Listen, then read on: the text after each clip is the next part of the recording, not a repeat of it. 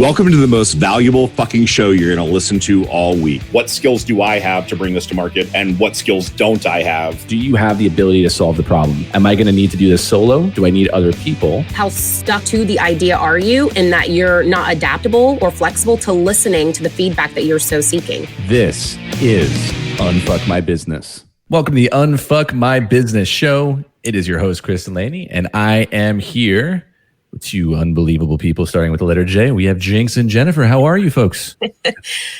What's up, unfuckers? Fantastic. I don't know how to follow that. It's going to be fun because Jinx and I do this a lot. So we're just going to see how Jennifer adapts. It's all good. Today, we are talking about how you can take your 40-page business plan, wipe your ass with it, and throw it in the trash. Because listen, we understand business plans are talked about a lot. It's amazing. We spend time on them. They're important. They play a part in your business. But listen, COVID forced everybody to innovate, change, adapt, pivot, all those keywords that go good in SEO. Let's talk about a method that we can use that I'm going to propose from the work that I do, which is a very quick, very systematic approach to what I believe the most important part of a business, which is viability. I think without viability, you can't build a business around it. So why would you even bother? And I think in today's world, especially where people are being sold on the idea they need all these systems right away and make it all easier, right? We had a conversation about technology. I think it all boils down to some very simple steps. So I think we want to go through that journey and kind of understand. I have a 4-step approach to this. I'd like to flesh out with both you guys. And I'll kind of share with you what I think. And then obviously from your point of view, I'm going to frame the conversation for a service-based business, right? If you're in a business in which you're dealing with, clients, client-focused conversation, client relationships, that's where I come from. So if you are in the fitness, coaching, consulting, if you are somebody who's a professional who's impacted by COVID and all of a sudden you're a nutritionist, a doctor, or somebody who's saying, I want to take this to the online space, that's where we'd be talking about this. And if you're also a business trying to take action on a new line or service to be implemented in your business, this could also work as well. So I'm going to go out there. I'm going to throw out the first thing that I believe is super, super important. I would love to get the feedback from Jinx and Jennifer, which is I believe you have to take steps to figure out the identity of the business first. So what I mean by that is, as an owner, as somebody who's going to start the business, do you see yourself building a company with employees? Do you see this as an opportunity to just build some cash and have a lifestyle business? And then there's another part to this too, which is I believe you should ask yourself the question when you start a business, is this something I could do every day of my life without getting resentful, frustrated, and burnt out? And I think that conversation should extend to family and the people around you so they know that when you go radio silent, that you're okay and safe, right? So that's my first thought process on this, is really getting the identity of the business down first, beginning with the end in mind of what you expect, because your strategy from there is going to be a little bit different. So I'm going to throw it out to Jinx first. If you were approaching a service-based business, that first step of really designing the outline or the thought in mind of what you're trying to build, and also thinking about it from an intentional place of your mental, emotional, financial well-being first, and also having people on board, family, friends, the people who are there, and having those discussions. What are your thoughts on that? I mean, asking it in the context of a service-based business is a little bit hard for me because although I've been in the service-based space, if you think of, development for hire as a service, generally, I'm more focused on technology businesses, and our starting point is a little bit different. I mean, maybe there's 2 tracks of 1 through 4 here that we can actually follow through, because when we're creating a product or a technology offering, our very first question is, does this really solve a real problem? Like, before we ever start to think about what's the business around this product, we ask, is the product worth a shit? And the business questions themselves come second to that, I agree with your approach on pure service-based businesses. I mean, that sounds pretty reasonable, although I think a lot of service-based businesses are sort of born out of a combination of opportunity and desperation, which mine certainly was, and so those questions weren't there in advance. But I think the model you've outlined for a step 1, it sounds solid to me. So what about for you, Jennifer? What are your thoughts on that? I ditto what Jinx stated. I would also add that I believe it depends on what phase or where you're at in your business. So if it's an existing business and you're looking to pivot, identity becomes a question of 2 prongs, in my opinion, which is, are you looking at your identity from the inside out or the outside in? Because inside out, you're looking at, you're inherently defined in terms of how people organically found you, what people already think about you. outside in is really targeting a certain demographic and then having to pivot to match that to make your identity be what you want it to be. So I think that there's two different ways that you can think about it in terms of positioning and direction from an identity standpoint. But I also agree with Jinx on the technology side, or if you're product focused, there's a different step in which you want to take. I like the step of what problem you're solving. I also look at, if you were to solve a problem, what's the quickest way to take action on doing that so you can test the viability, hence why we're here. Love it. Love it. So coming from that perspective, step 2 for me is about finding the gap and the opportunity that you're going to be working on.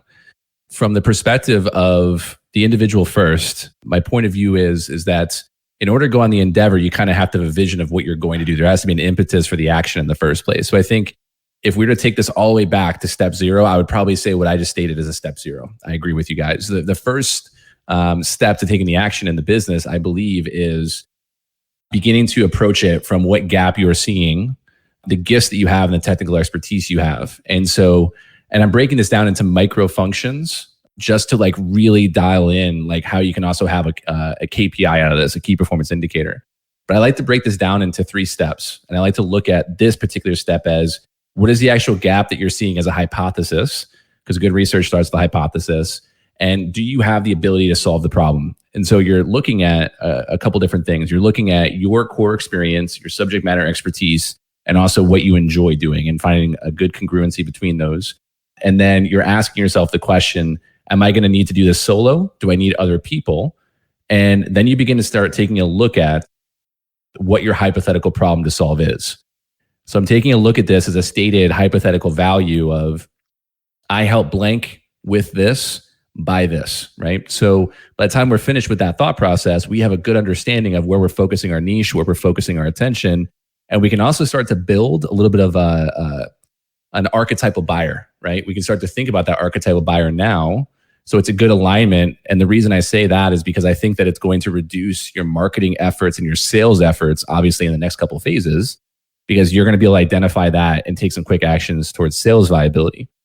So is that something that you guys dive into or would dive into in a detailed place like that or a process like that when you're thinking about, niching and also looking at like where you're going to be focusing your efforts? Let's start with you, Jinx. I mean, definitely. I think with technology teams, it's pretty, I'm not going to say rare, but it's uncommon to be purely a sole prop sort of single operator. Typically you probably are going to be working with some other people up front because to bring a product to market just requires multiple skill sets. So team building becomes an immediate thing in a technology product. You have to look around right away and establish what skills do I have to bring this to market and what skills don't I have. And I think that that's much more obvious in the technology space than it is in like some other businesses because, a fitness business, for instance, right?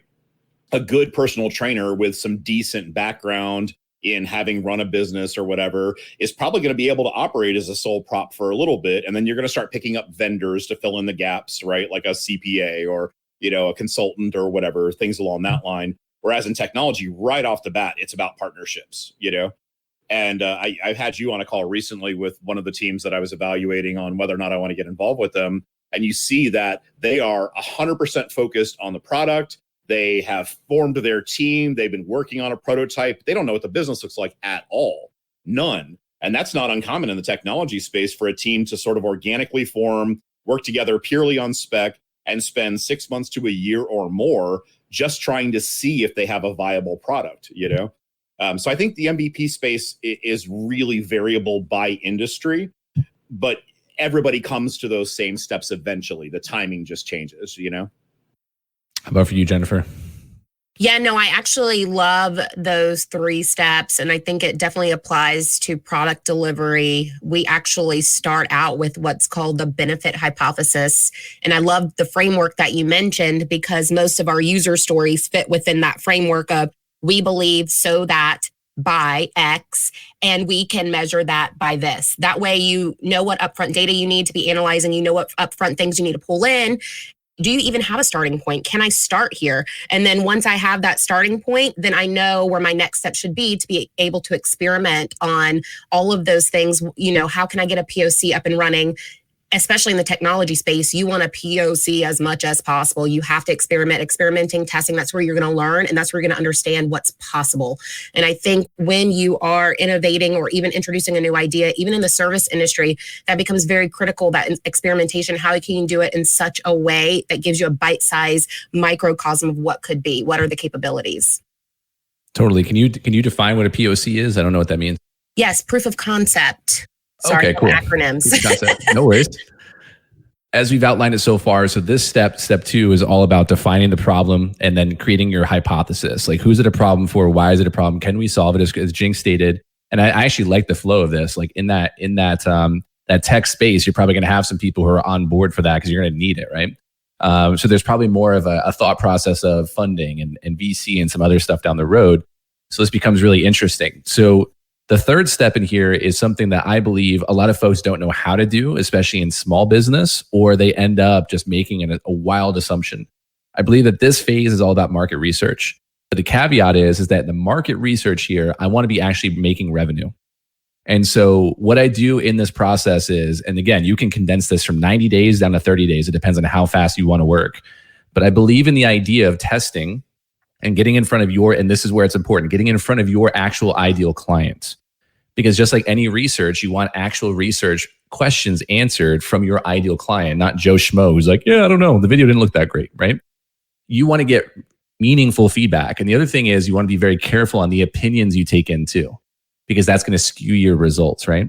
So in here, what I like to do is I like to employ a comparative analysis, is where I might nerd out a little bit because this helps me learn the game. But I like doing a good overall swath of the industry itself that I see it being a problem for. Like, what is this person in the bigger area? So for instance, with our company TriVibe, I knew shit all about e-commerce, but I did know that I want to find out like what the actual opportunity is worth in retail, and then e-commerce, and then apparel, and what does that look like? And I'll do like a big picture analysis. I'll grab some pictures, throw them into a document. It gives me a good visual. And then I start breaking that down, and I start niching it down to make it more refined of like, what is my opportunity in here? Okay, I know that 18% of apparel sold is hoodies. Okay, is that going to be one of our products, right? Is that going to be something we're going to offer? I start taking a look at the aspects of my business that would cost some money, like print on demand or something there, or what do I need and not need here? So there's a little bit of projection. And then finally, I look at consumer behavior. So I'm looking at like, what are these consumers actually dealing with? What is the pricing out in the field? And then I want to start actually getting in front of people.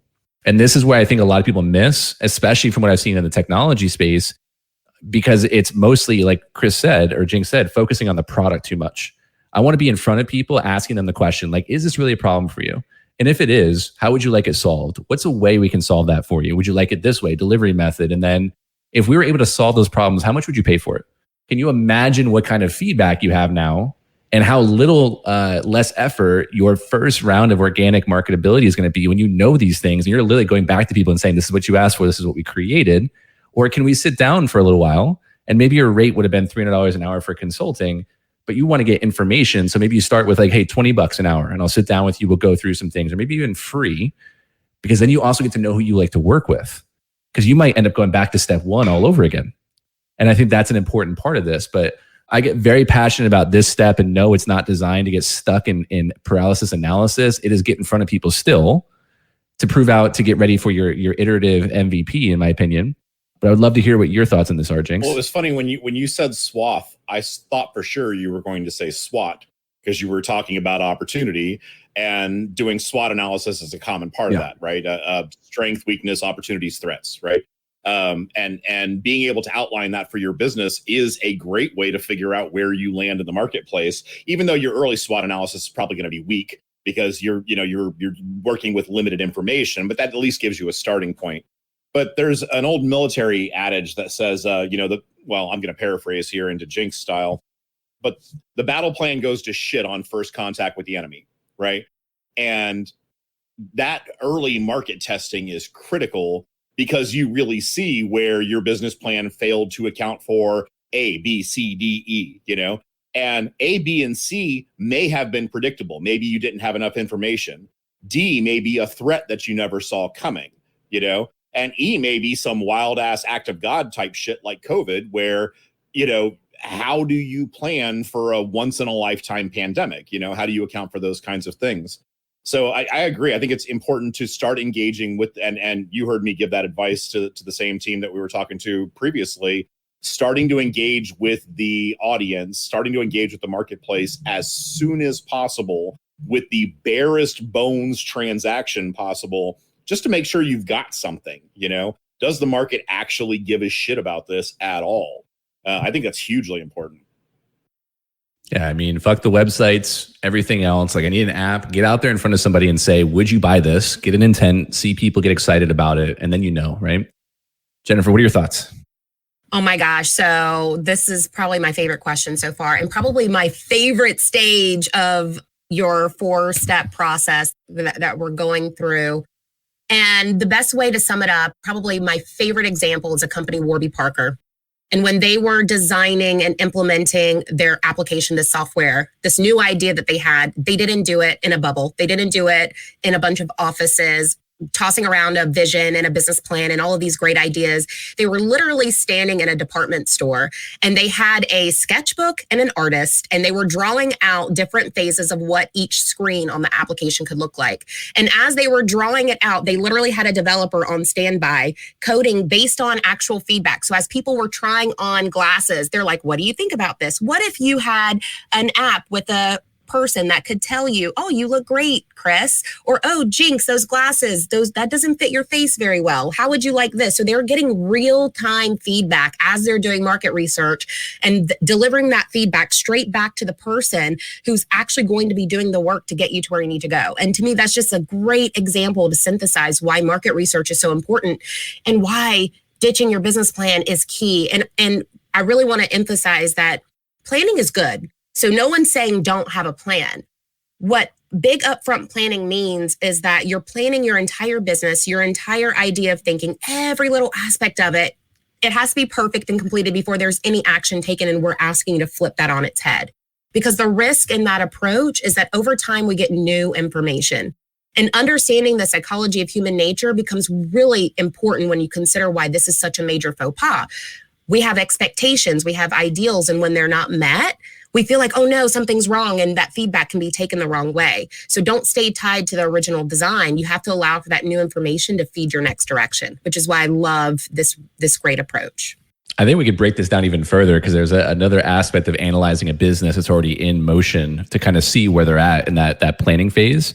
But I agree with you completely. We're talking about speed to market right now, right? The most important thing is idea to MVP.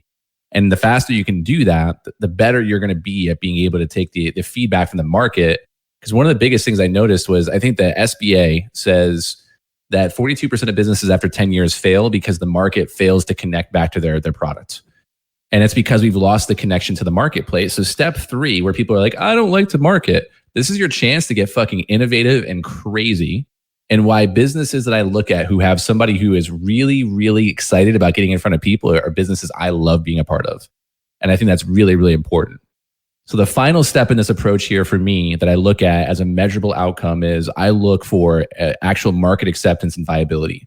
In here, what I'm looking at is a really solid beta offer that's being offered to the marketplace, that's being accepted, and sales are generated. So we might have in research phase, you might develop maybe 500 or grand, 2,000, whatever you naturally grab in there if you feel like you're ready to start charging for the time.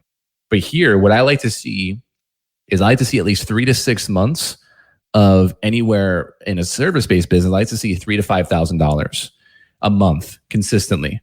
And when I start to see that level off at the 5, I know that we're on track with that. And I think what I like to see in the beginning of that MVP is, especially in the service-based side of things, I want to see you out in front of people, selling it to them one-to-one if you can, and then scaling out to getting it to masses of people. Because in that service-based space, you can name your price within reason. And I think based on the feedback in the market, they accept that. So if you are, let's say, a coach or a consultant, granted, you have to have experience. I'm not saying go become a consultant because this sounds good. You should be able to find your ideal client and get contracts signed and be developing a track record of results by this phase. And you should have that down pat. And I believe that the feedback from the experiences that you have from beginning of relationship to delivering on the services, that is when you begin to start getting the feedback of, okay, maybe we look at a website, maybe we look at some internal systems, because now we have money to pay for them and actually get it done right. So nowhere in here was I a big fan of saying, get your website done in step one and spend a shit ton of money or whatever and spend time on it. This was strictly idea to action and getting it in front of customers. Unless you're in technology, which, I mean, these guys eat code for breakfast. So Jinx, what are your thoughts on step 4? It's so variable, again, because it depends very much on the industry. You know, if you are, you know, like you said, if you're working with a bunch of tech guys who eat code for breakfast, I mean, I've worked on projects where nobody got paid for 2 years because we were exploring a new technology, you know, and that's not uncommon. But I think as a rule, you know, the faster you're getting revenue in the door, the better. So every shortcut you can take to start that process rolling is the best possible path, because it's going to reduce your need for VC. It's going to reduce your stress about everybody's working for free for the longest amount of time and all the rest of that, you know. Whatever the most direct route is. And again, I'll go back to, you know, what's the smallest, simplest transaction you can do? You know, if your concept is making a sale to a certain kind of market and you think that adding additional tooling is going to make that process easier, then, you know, can you make a sale without that tooling using existing tools now? Can you prove that you can at least complete a transaction, you know? And the more you repeat that, the faster you get to the path of actually being a business, you know? Everything before that is just experimentation. And there's lots of great experimentation that happens in technology all the time. The FOSS community, free and open source software, is a great example of that, where people spend a ton of time working on concepts, but it's not like they're interested in the business part of it. They just release it to the community at large to use in other ways. You know, part of the question has to be, what am I trying to accomplish with what I'm doing? And if you've asked some of those questions earlier on, going back to your step 1 in the process, then you probably have some better idea of that. But if you don't, then get to transactions as fast as possible by the shortest and most direct route possible. I think that's absolutely key. And I like the insight from the technology space, because I think people chase a lot of wild ideas in the technology space for real. Jennifer, what are your thoughts on step 4? I think Jinx was in my brain for part of his answer, because I totally agree. I've been part of several technology product-based artifacts that we were delivering that had no revenue related to it. However, I would challenge that there should be some sort of return. It may not be direct revenue, but it might be time savings, or it might be that you've just created a better process so that, you know, more of your customers are engaged. And so there's an inherent value that's created from that specifically. So what we like to look at, to your point, which I love, the getting in there, taking action, you should have some sort of beta to market product. We look at, can you create a whole, instead of the entire hamburger, can you create a bite? So if you're taking a bite of the hamburger, does it have the bread, the mayo, the cheese, the lettuce? You know, can you get that one slice without building the entire hamburger?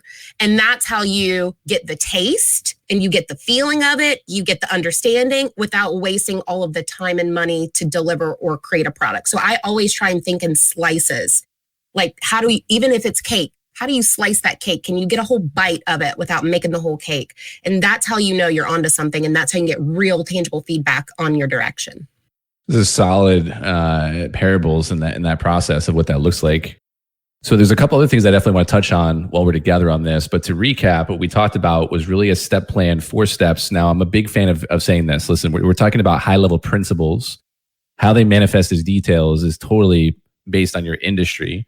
But can we agree on those 4 steps, right, as principles, right? The first idea being, you as an individual, if you're going to solve a problem in the marketplace, this could be personal preference, because I heard Jinx say could be step 4 as well, right? But for me, it's step 1, which is you have to know what you're getting yourself into, and think about this for a second. As an entrepreneur, right? As an entrepreneur, we look for opportunities. We look to dive in and get it done. So I think it's important for you to know, is this going to be something you're actually going to be interested in? Because some people get burnt out later on because they're not seeing the results, or even if that thing gets delayed, it could be a great idea, but they get frustrated.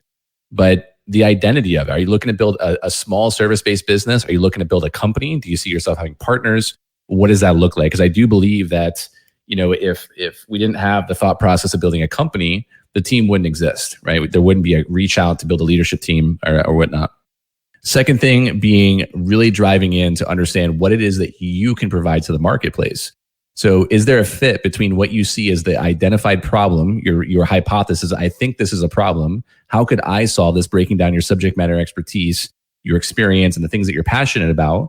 And do you have relationships that you can bring to that table as well?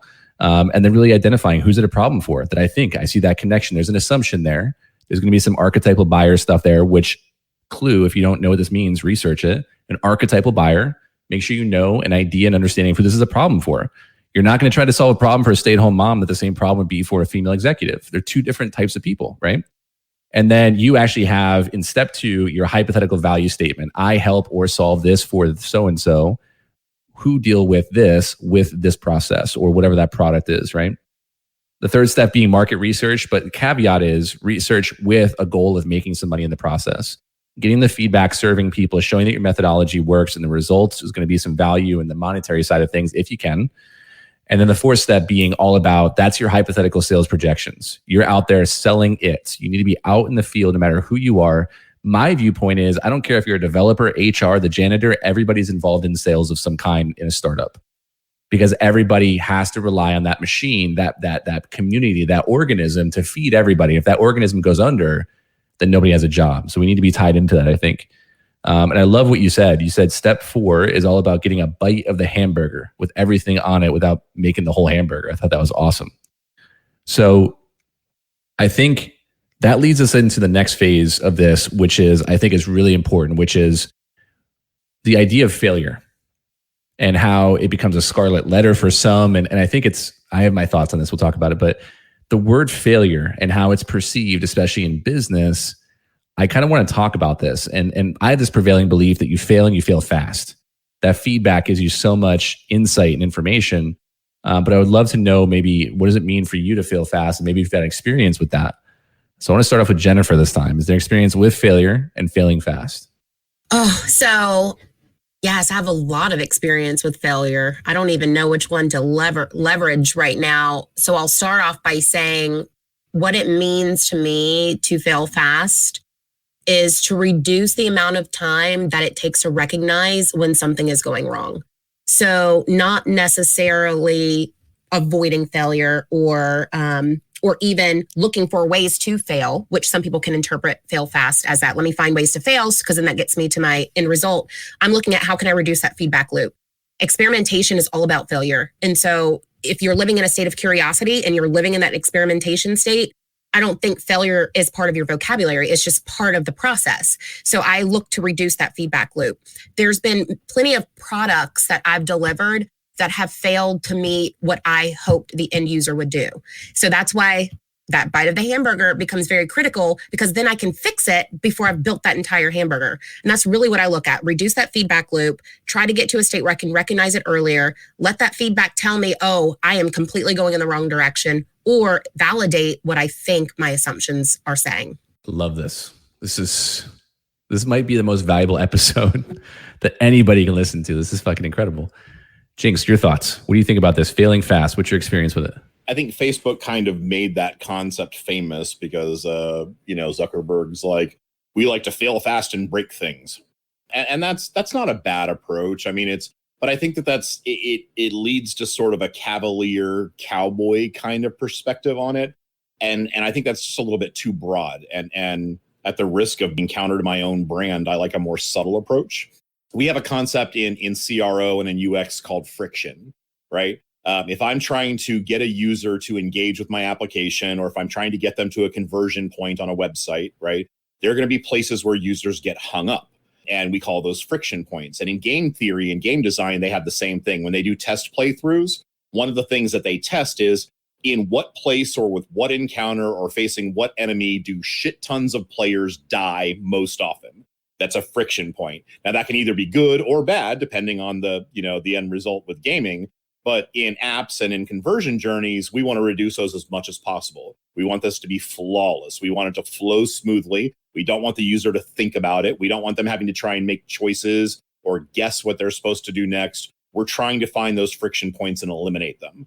So failing fast in that particular scenario really means how many users can I push through this funnel as quickly as possible and use good tools to measure where things aren't working well, right?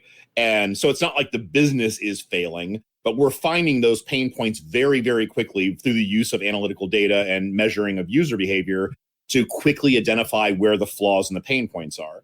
And every piece of friction we remove is a previous failure that we're now resolving. And the faster we identify those friction points, the faster we get to a product that actually works for the user. So like, to me, that's the key point of that. It's not about like being cowboys and being like, oh, I've just started my third business this month. I'm failing fast, motherfucker. It's really more about being able to quickly identify the flaws and the breakdowns in the system that you're creating and resolve them. Fail fast, but then solve it just as fast. I love that. And I think you can take that same mentality, Jinx, and apply it to a service-based industry as well. Because you can see, where am I losing my customer, my audience? Where, I got them, they're engaged, they're doing what I want, but all of a sudden things have stopped, it's quiet. And where, identifying that journey and how that end user, that audience member is interacting with me and experimenting and trying out other ways to keep them engaged throughout the business. Yeah, I think that's important, right? Because there's a lot of conversation around, this conversation of big numbers, right? Especially when you're talking about procuring clients, when you're talking about selling things like consulting or coaching. There's always these conversations of like, just go for big numbers. The right person will find you or whatever. And so people end up caught up in the details. And I think the other challenge is that, when you're in that phase of not knowing, because we're talking about a mindset, we're talking about how to define something. So we just collectively talked about failure in different ways, but spoke to the same principle. And we look at failure not as an emotional thing, which I think is the key, right? It's not an emotional thing. It's actually a signal. And the signal is the feedback that tells us like, hey, this is working or not working. And here's another signal I'm interested in talking about too, which is when we find people who are getting feedback from the wrong fucking places, right? And they have a struggle because they can't figure out if it's the idea or the audience that they're asking. So it might be the right solution for the wrong people that they're trying to talk to. And so how do you take a look at that and really begin to diagnose where that challenge is? When it comes to, is it the idea or the audience? Is it just the market doesn't understand, or is it the idea itself? I'll start back with Jennifer again. My personal philosophy on this is always listen to the user, always listen to the customer in terms of that. If I have an idea that I'm trying to bring to the market, I think it's very important for my audience or my end user, depending on if it's a product or not, to tell me, is this something that they need? So I don't know if it's even a question of, is it the idea or is it the audience, and more of how stuck to the idea are you, and that you're not adaptable or flexible to listening to the feedback that you're so seeking. So. Ooh, I like this. This is going to be a good conversation. So there's a concept called coachability index, which is willingness to learn times willingness to change. And both are a factor of 0 to 10. I think that's a really interesting thought process of how do we start to measure this now? Because what you just said is fucking mind blowing, right? So let's go to Jinx. What do you think? Is it audience, idea? How do you sort through? See, this is challenging, and Jen just kind of blew my mind a little bit as well, because it's, I am such a data focused person on how we deal with these kinds of things. And I think the important question you asked there is, where are you getting that data from? And Jen really expounded upon that with, okay, so, how are you measuring, and can you even measure in some meaningful way? Like, to me personally, one of the least valuable feedbacks that I hear businesses getting all the time is asking their friends and family the opinion about the product or the layout or the user journey and all the rest of that. It's wildly unqualified advice that's given incredibly too much weight, and we deal with this with clients as well, where they're like, well, I asked my cousin Mikey, and he's going to school for web design, and he said, it's like, oh Christ, spare me from having to explain myself to amateurs, like you don't even understand the concepts that I'm describing, put a bird on it, whatever. So, trying to find qualified advice, if you don't have hard data, then you have to look for qualified feedback. And that gets really ephemeral because, do you even have the skill set to determine what qualified feedback is? I think that's a place where business networks in particular are super useful, because you can go get a bunch of feedback by a variety of people who may have a variety of levels of qualification, but chances are you're going to have at least one or two people in a good business network that are directly experienced, directly experts in specifically what you're doing, and if you ignore the Avon lady that showed up's opinion on, what good user interface looks like, and you pay attention to the people who are actually like seasoned industry experts, I think that's a way that you can kind of bypass that cycle. But yeah, the amount of data available to businesses that don't have good analytics data and they're mostly working with human data is really challenging, because you get a lot of unqualified opinions that are emotionally weighted higher than other conflicting opinions that you probably should be listening to. The other key aspect too is data and feedback. There's a timing standpoint. There's a procurement. When something is new and something is released, like a new product is released, there's going to be resistance to change, or there's going to be an initial reaction, and you have to have the fortitude to just let it roll out for a little while. Like there's a procurement period before you start to rely on the feedback that you're seeing. I think it's the same thing with data. Data has to normalize. You're going to see all sorts of spikes. You have to have enough to have a trend. So one of the things that I see all the time, especially with executives who are coming out with a new product, and they have a lot of very high touch, either consumers or they're very vocal, is they're very reactive. So they'll get all of these opinions, and maybe it's 10% of the population. And it's like, oh no, I got to change. I got to do. No, just give it a moment. Let the feedback die down. Let the data tell you more over time, not just what you're seeing at first. So let the reactions come, let the data normalize. So there's a timeliness to that feedback as well. I could not agree more. So I have this thought process of how I kind of do this systematically is I create 3 groups typically, no matter where I move to or what do I do, because I need that feedback from people I can vet and understand, because I think this is one of the greatest challenges I think we face as entrepreneurs, is not knowing how to ask the right question. And I think that's a question of also being able to utilize resources. So I look for 3 groups, and this is what I advocate for. I look for one group that is the group of people that are going to help you flesh out your idea without trying to change the idea. Because it's not about their ego. It's about delivery method. It's about innovation. But you have the idea. It's your thing. You got inspired. That's your thing. Cool. Let's just throw it against the wall and see what happens. And these are people who probably that you perceive would be more successful than you, or somebody who's had the track record of success. I like what Ray Dalio says. He says, look for people who've done it at least 3 times. Talk to the people who've done it at least 3 times. That way you'll know it wasn't a fluke. That's one group, maybe 6 or 7 people. If you don't have a group like that, you probably want to talk to us at Unfuck My Business. The second group is going to be the group of strategic partners.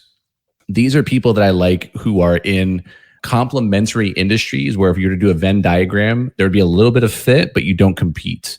So these would be like tertiary peripheral industries. Like if you're in real estate, you might want to connect with in insurance. You might want to talk to other people who are in client-based businesses, so that when you bring something to them, you're having a discussion of how you guys can help each other move the ball forward in getting the message out, having the discussion if there's going to be a good client fit so you can generate more ideal clients. And then finally, what I like to do is I like to create a fun group of ideal clients. I like to find those people and ask them if they'd be interested in being a part of the beta test, whatever. And we've done, a few $1,000 beta tests before, where these people, obviously it's based on your experience and your, positioning. But those are folks who knew we were good at what we did, but we were just trying something new, and they could come take a part of it and be the first in group to check it out. So those 3 groups are really good, because you don't want to get the wrong feedback, but now you're in control and you can kind of create the controls within your data. That's kind of like a real world thing that I'm a huge proponent of, that I believe works really, really well. So let's talk a little bit about, let's say it's just not working, right? Let's say you're at that phase, and I like this conversation because we're talking about criteria for making decisions, which I think is fucking crucial. When do you quit? When do you say hey, this is a bad idea? Maybe if you even have investors, people who spend some money. When do you say hey, we're throwing in the towel, we've done everything that we can? I'm going to start with Jinx on this one first. So I think that it's not just a question of flat when you quit, but it's what scope do you quit, right? Because when we're delivering a product like this, right, there's a few different aspects of it. You've got a feature, you've got a delivery mechanism, and you have a concept, right? And so I have to start by figuring out what's not working here. Is it the feature, right? Hopefully it's the feature, because the feature I can change quickly, right? Is it the delivery mechanism? Now it gets a little more difficult, right? Because now we're moving beyond just how does the button work, but we're looking at how does an entire layout work? Or is this better as an app or a web service or something like that, right? You start getting into heavier architectural questions. And then the real deep one is, is the entire concept broken, And so that's the first thing that you have to figure out, which again is where data is so important. I've seen a bunch of people who were hung up on a bad feature or a bad delivery mechanism and gave up on the concept prematurely.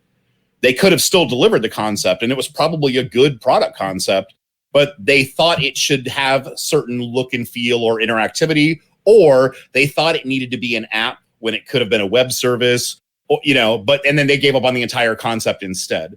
And some of the most successful pivots that I've seen are people who can quickly identify where that scope is and respond appropriately. And I think, if you're getting good data that says people are interested in this concept and people are okay with accepting this product through the delivery mechanism that I proposed, then it's really just about features or, repivoting on the delivery mechanism.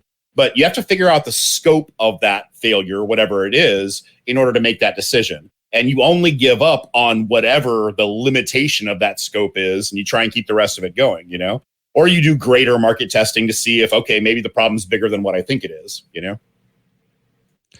I could see us talking about this in front of some large audiences because this is such a great topic. But Jennifer, what do you think? I love Jinx's answer. It just gave me all the warm and fuzzies. But I'll add that your ability to make the decision on when to quit is only as good as the data that you start with. And that is in terms of, do I even do any sort of building in any sort of technological development at all before I even start testing it out? Because there's so many ways that you can do simple testing, simple market research before you start building. So then once you start that development from a product standpoint, I think Jinx hit the nail on the head. It's outside of just the scope, but is it a feature? Is it the concept, et cetera? I will also say that there's enough, if you have the right data and the right information, you can put in enough assumptions to have a payback period. And if your payback period doesn't quantify your ability to move forward, you should not be moving forward with the concept. And most people can have some basic ROI in terms of hard dollars, time, whatever you're trying to solve for, you can get a basic ROI if you have enough data to even supply that decision making. What you just said about assumptions, I think, is something that I would like to talk about for just a minute before we wrap up, which I think is crucial, right?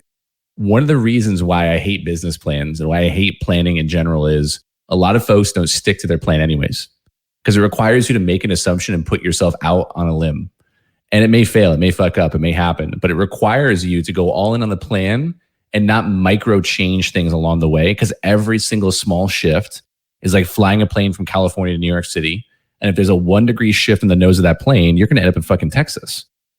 And so if you're not willing to go down the journey of like, okay, we have the plan, it is set, we cannot shift and change unless there's like a conversation. And why I advocate for partnerships versus solopreneurship. I fucking hate that word too, solopreneurship, just made up.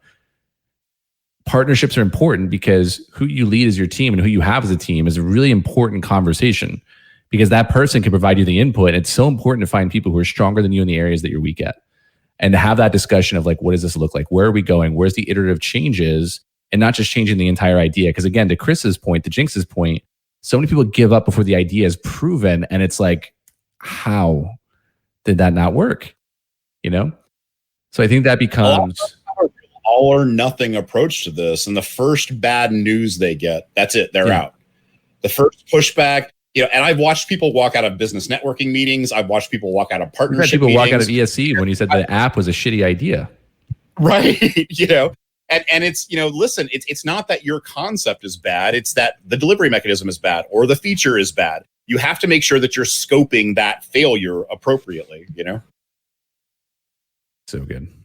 And I think that's an emotional thing. That's why I call step one what I do, because I think that, if I was going to be working for somebody who's in the tech field, I might just do my role, right? But if you're the person who comes to the table with the idea, I think it's really important for you to think about this, because my philosophy is, don't add a business to solve your financial issues any more than you would bring a baby into a failing marriage. It's the same type of commitment, right? There's the thinking about it all the time. You're obsessed about it. You have to feed that baby. You have to clean it shit up. You have to do everything. And so when people ask me a lot, they're like, so I'm interested in this business. How long do you think it'll take? I don't fucking know. But what I do know is these are the steps to follow that I've seen over and over and over again, identifying the pattern. And it seems to be true across all the people that I've seen and worked for me too. So these are the steps. However fast you want to go is totally up to you. And then that brings in the consideration of risk tolerance. How risk tolerant are you? Are you willing to put it all on the line to see what happens? That's totally your choice. Do you have a family? You might have to think about that, right? If you have, a weak cash position, you might want to think about that. But it blows my mind how many people are in that place of like, I have a business and they've done 0 sales, but they've been focusing all their time and effort on their fucking product. It's like, I know you love this, but chances are that automatic hand that wipes your ass isn't going to work for everybody. May not. So I would like that product at your desk too. Oh, especially at the desk. When we're evaluating startups, this is our idea. Let me wipe my ass first. All right, we're good. All right, we're going to wrap up. But before we do, any closing thoughts on viability? And do you feel like there's anything that we can ground down a little bit as a next step for somebody who's listening to this? And they're like, okay, you've told me why it sucks. I think we've done a good job of saying how to do, but we have to give value. So value is a how-to, right? Is there anything we missed in this conversation? I think a lot of times in technology specifically, engineers build things that they know how to build instead of just solving a problem. I think generally most of the best ideas that I've seen come out of new startups are ideas that solve the problem that the founder had, right? That they really created that idea, not out of, I know how to build wood boxes, let me sell wood boxes. But when I'm creating wood boxes, I can't get the corners to join correctly. So I've created a custom piece that helps me cut this join, right? Starting out with a solution that solves a problem that you have personally. And then that second step, really doing the best that you can in advance to see how many other people agree that that's a problem. I mean, those two things fundamentally at the beginning, if you can get good feedback on both of those, you're on a good path to begin with. Yeah, that's great feedback. I would add really that when you're thinking of an idea to experiment with, it doesn't have to be grandiose or something no one has ever thought of.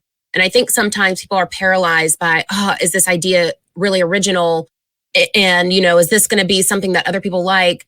Really, even if you're solving a very small problem, it's okay. It doesn't have to be so earth-shattering, groundbreaking that it paralyzes you from actually going out there and trying to see if it works. So it's okay to start small. And I think that falls directly in line with that concept of step one. What's the identity of the business? Like, do you see this as being like a small iterative change and you want to make a little quick cash? You have to establish like what your willingness to go on the journey is first, in my opinion. Because if you're saying like, hey, I'm gonna fundamentally change the way, like, I know Jinx, we laugh about this, but like, I have the next Facebook, right? Good luck. There's probably some other changes that you can take a look at, but also it's a place to explore. Like, what if you had, and I ask this question often, what if you had a little business that was doing $100,000 a year that you spend 10 hours a week on, and the profit margin was like 60%? So you made $60,000 in free cash from that little business.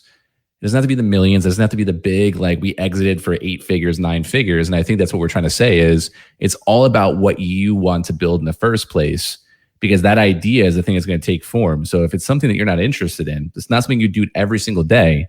There's so many different ways to make money.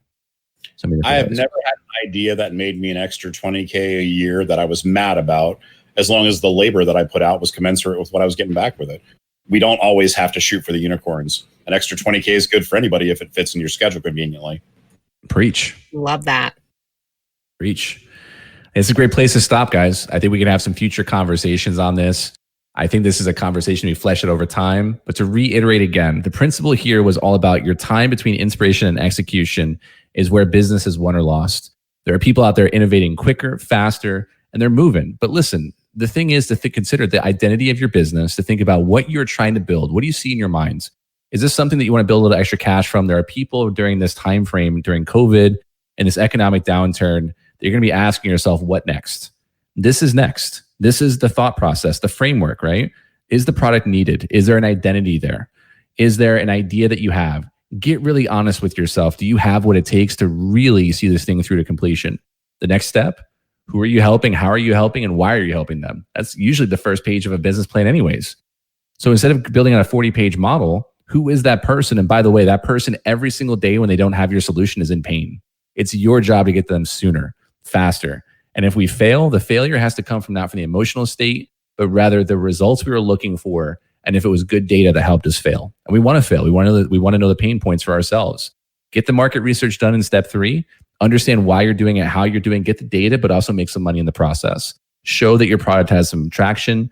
And step 4, let's get out there and actually prove the viability. Is the market responding to the value of your product in the form of dollar bills? So for all of you all out there with the affirmations of Bob Proctor saying, I'm so happy and grateful now that, well, be so happy and grateful now that your product is being exchanged in the value of dollar bills, not just handshakes, smiles, and letters of intent. Fuck yeah. With the bite of the hamburger, Jennifer said, step 4 is all about building out the bite, not the whole burger, right? So don't drive yourself fucking crazy and stop coming to the meetings asking for websites. Sell your shit. It sounds cavalier, it sounds funny, but honestly, the business for me will only grow and will only be viable if the person who has the idea is willing to get in front of it and pitch it because they believe in it and they show people that they're willing to execute and to transact with it. How fast you do that is totally up to you. How much in pain are you? How fast is your idea worth to you? But make sure the people around you know what's going on. In the show notes, we'll have a PDF and outline of this process for you so you'll have a great guide for yourself. With that said, I want to say thank you so much to Jinx and Jennifer for joining me. This is not the first or the last conversation we're going to have on this. That said, we love you all, and we will see you next Tuesday. Later. What the fuck are you waiting for? Take what you learned in this episode and do something with it. You'll find all the links and resources we talked about in our show notes for this episode. Go to unfuckmybusiness.com to subscribe to the show.